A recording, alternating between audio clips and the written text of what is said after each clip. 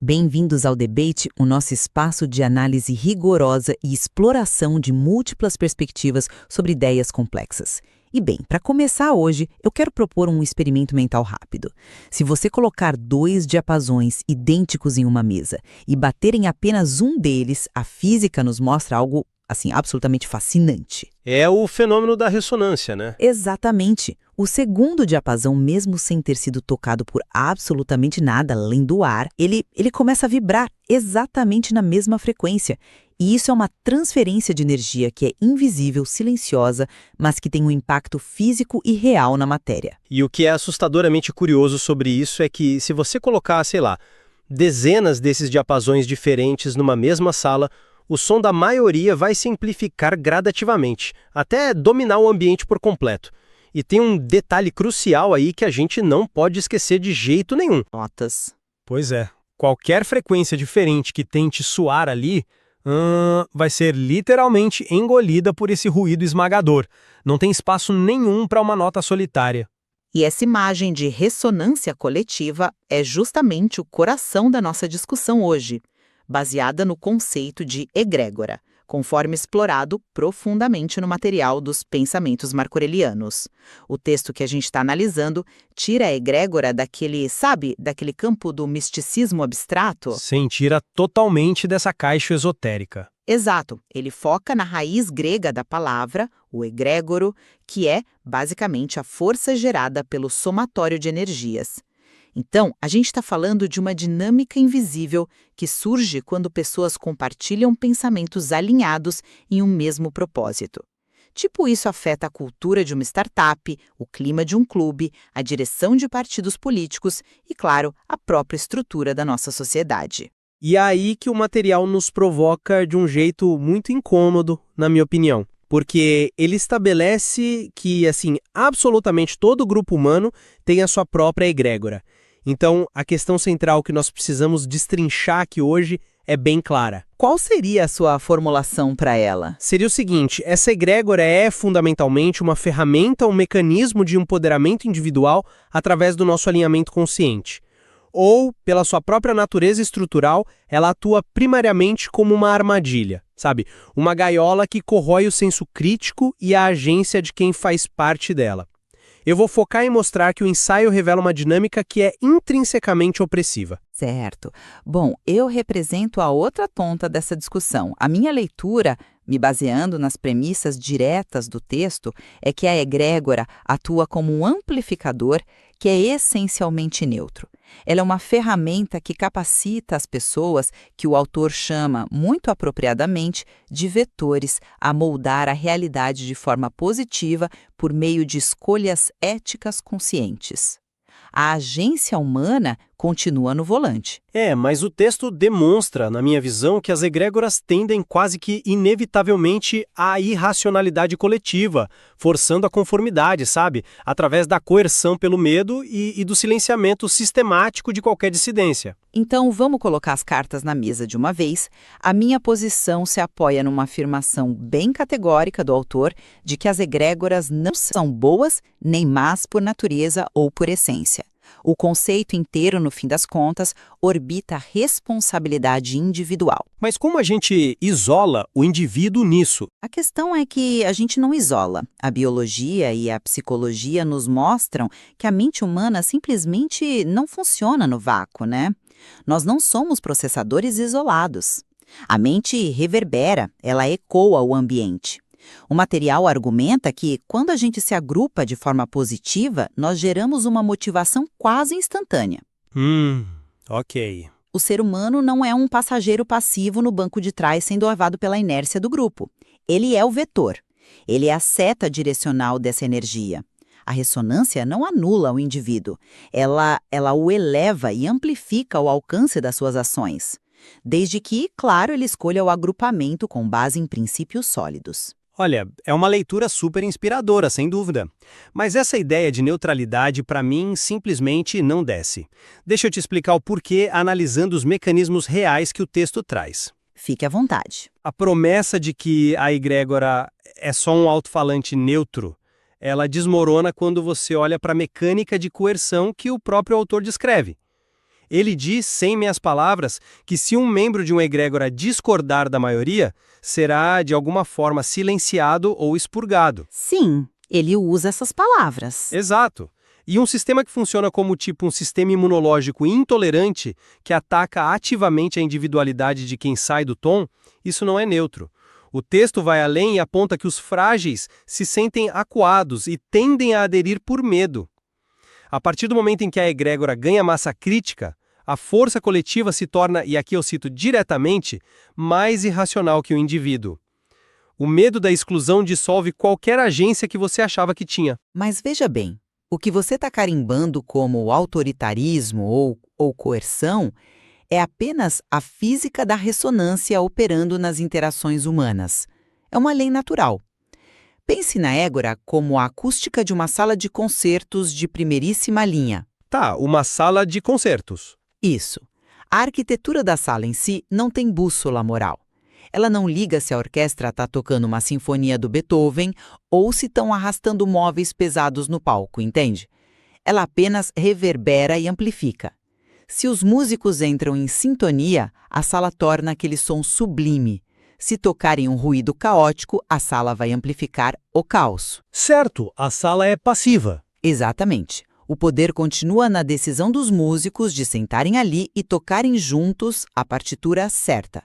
Por isso o texto afirma que um pensamento positivo derruba 1000 pensamentos negativos.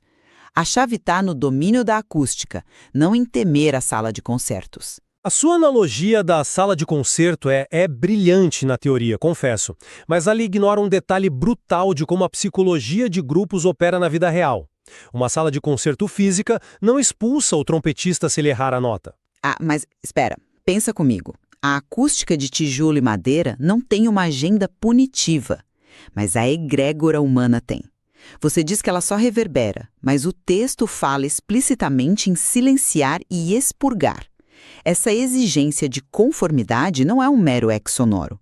É uma violência psicológica estrutural imposta pelo grupo. Violência? Olha, eu acho que usar a palavra violência já é forçar um pouco a barra. Não é forçar a barra.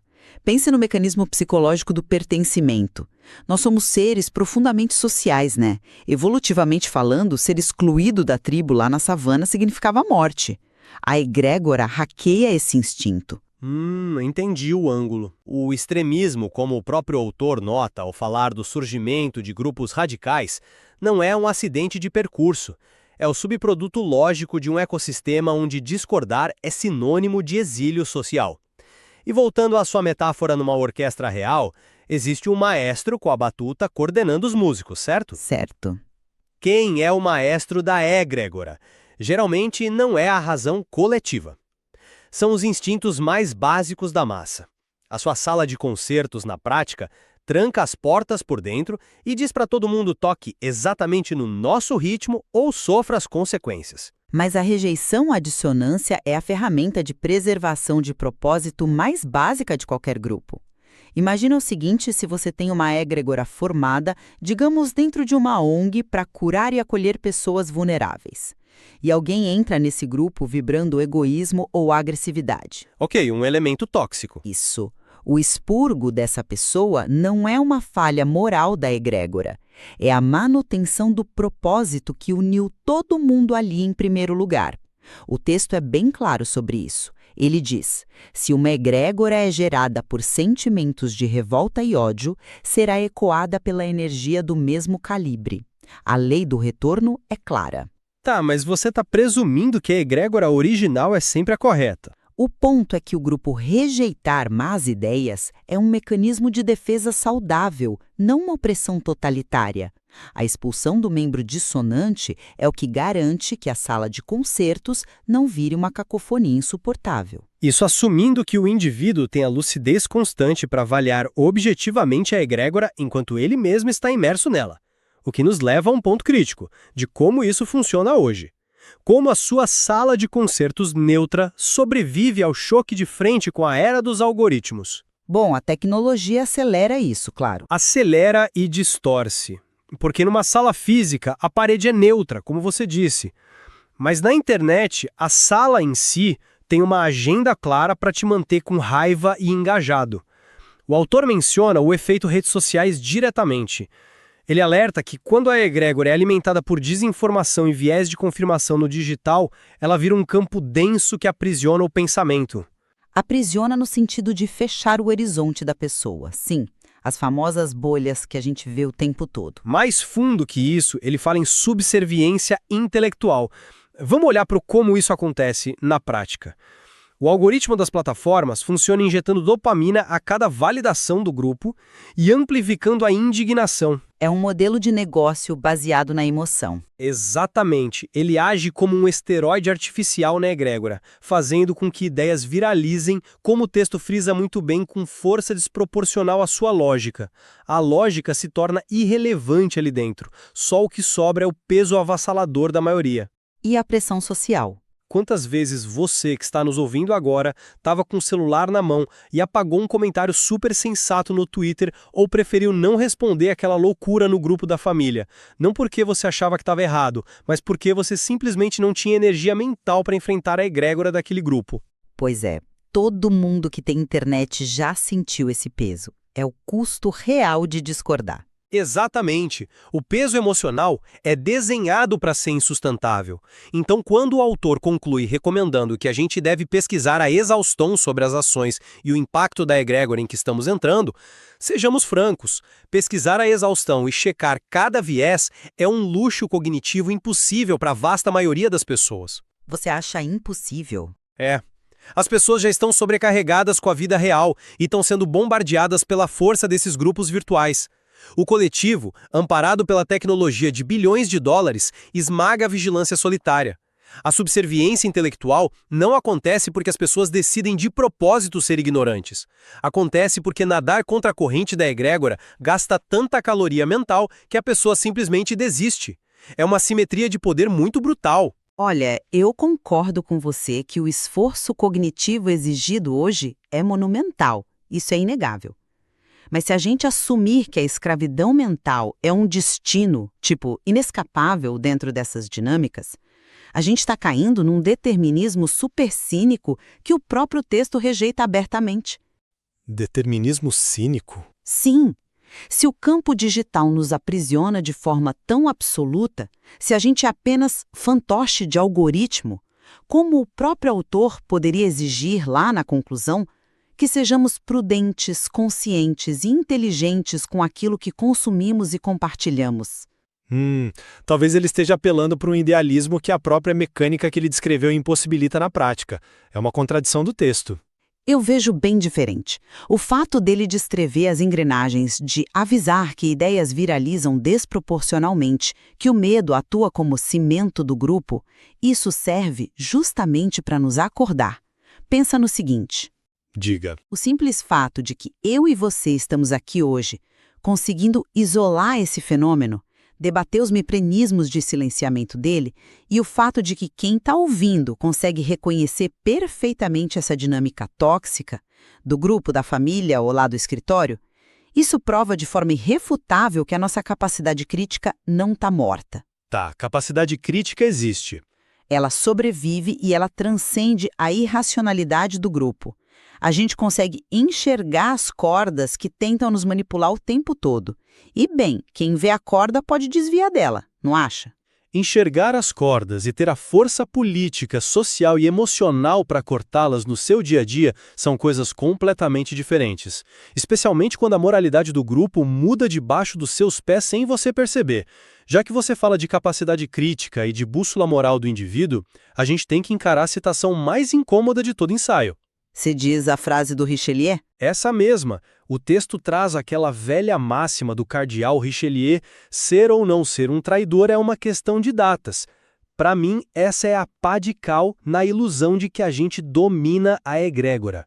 Nossa, eu não interpreto assim de jeito nenhum.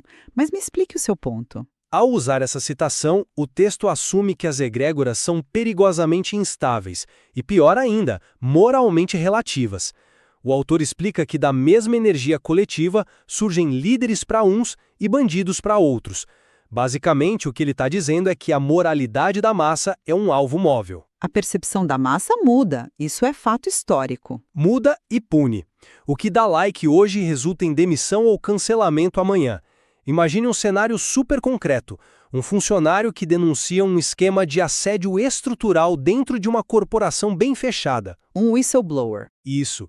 No momento em que ele fala, a egrégora corporativa expurga e esmaga essa pessoa, chamando-a de traidora, porque o valor supremo ali era a lealdade cega à empresa. Aí, 10 anos depois, a cultura muda, a egrégora gira e essa mesma pessoa passa a ser vista como um herói visionário. Isso destrói a sua ideia de controle. Mas como destrói? A pessoa fez o que era certo. Destrói porque se quem dita se você é herói ou vilão é a egrégora dominante do momento, o indivíduo não é um vetor direcionando o grupo. Ele é um refém estressado tentando adivinhar qual comportamento vai agradar a multidão amanhã para não ser destruído hoje. A nossa bússola moral é completamente esvaziada pela força do número. Da citação de Richelieu, e eu acho que você a tira do contexto das soluções do próprio ensaio. A relatividade que você descreve onde a pessoa vira vilã num dia e heroína no outro, pelo simples passar dos anos, ela se aplica especificamente àqueles que já abdicaram da sua agência. Abdicaram como? O ambiente exige isso. Abdicaram caindo na arapuca de terceirizar a própria ética para a multidão. Quem flutua ao sabor da egrégora realmente sofre com a mudança dos ventos. Mas o que o texto preconiza de verdade? Ele diz que medidas preventivas são melhores do que as corretivas. Sim, ele fala isso. Mas o que isso significa na prática frente a uma massa enfurecida nas redes sociais? Significa cronologia. A ordem das suas decisões importa muito. O material exige que o indivíduo estabeleça a sua própria bússola moral, sabe? Antes de cruzar a porta de qualquer egrégora, seja ela um novo emprego, um partido político ou uma rede social. Um filtro prévio. Exato. O autor é cristalino quando diz escolha o agrupamento que se responsabiliza por princípios éticos e morais inegociáveis. Ele não está te dizendo para entrar no grupo do WhatsApp e esperar passivamente que a egrégora de lá te ensine o que é empatia ou justiça. Ele diz para você trazer a sua própria ética como um filtro rigoroso de entrada. Entendo a lógica do filtro, mas... A relatividade histórica das massas existe, o efeito de manada é real, sim, ninguém está negando isso. Mas a egrégora não anula o livre-arbítrio. Ao contrário, por ser uma força de arrasto tão avassaladora, ela exige que a gente exerça a nossa vontade individual com muito mais precisão e antecedência. Nós temos o poder de escolher qual frequência vamos alimentar. Como o autor resume muito bem, foque em pensamentos que se elevam, não que se degradem.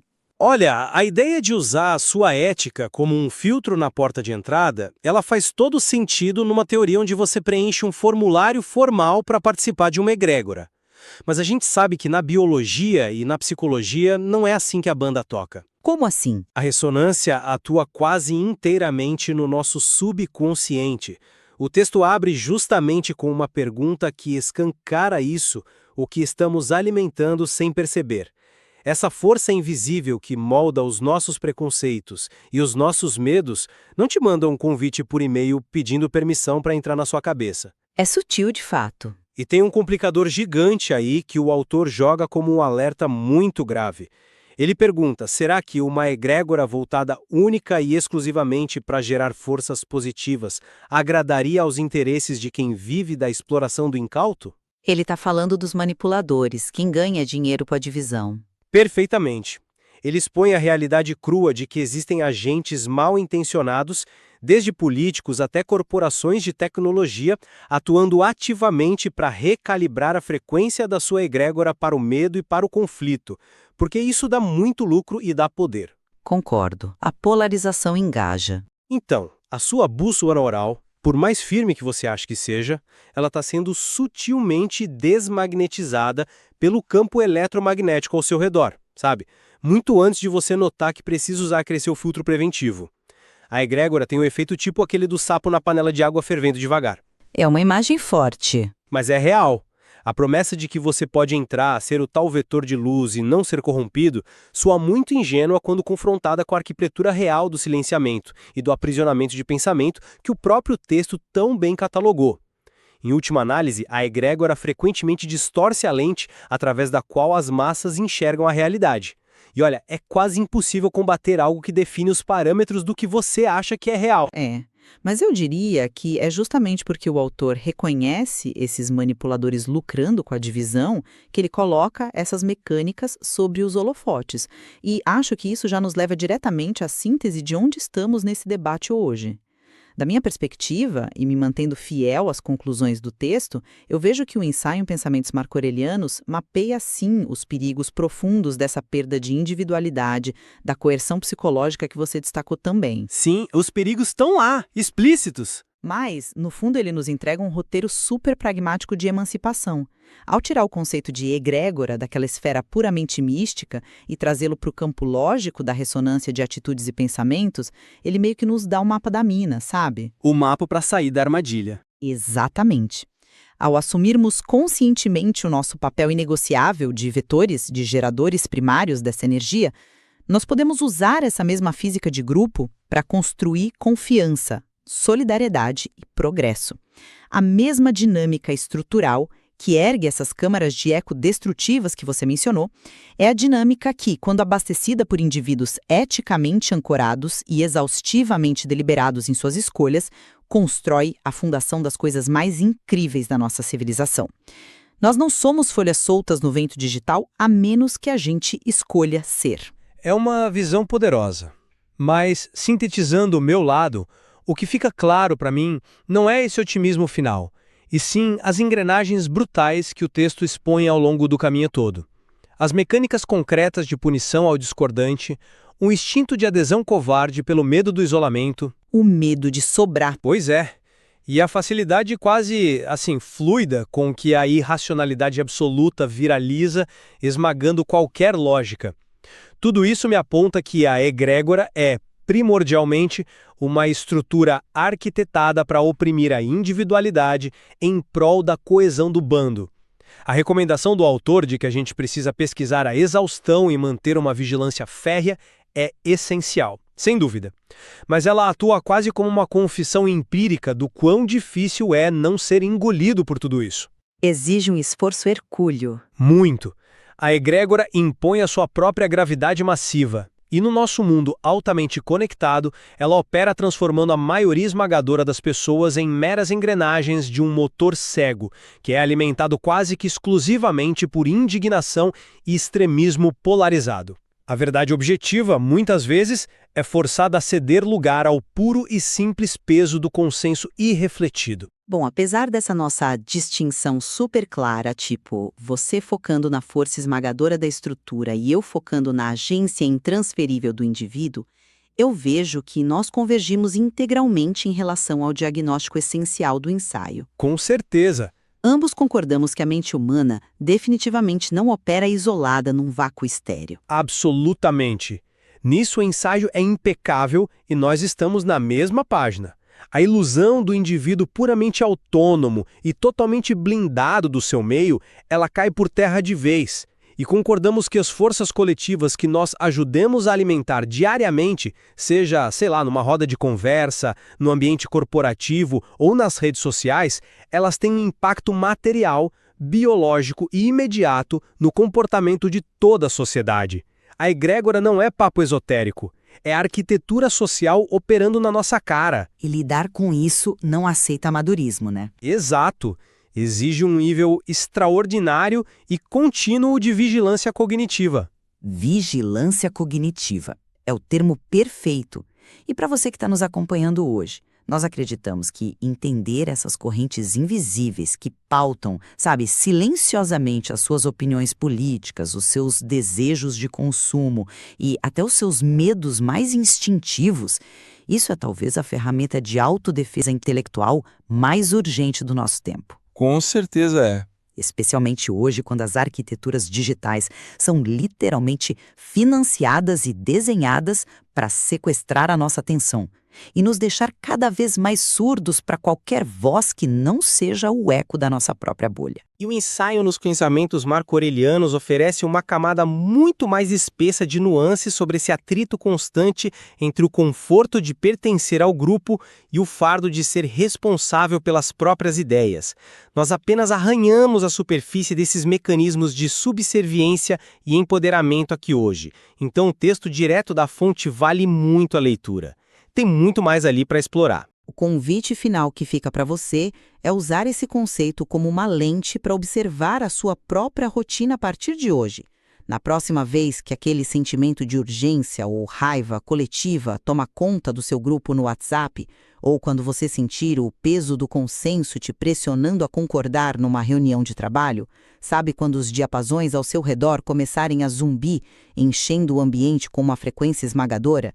Tenha coragem de parar por um segundo. A pergunta vital que você precisa fazer a si mesmo naquele exato momento é: você está de fato tocando a própria música por escolha consciente ou está apenas sendo forçado a vibrar na frequência da egrégora que te capturou? Fica a reflexão.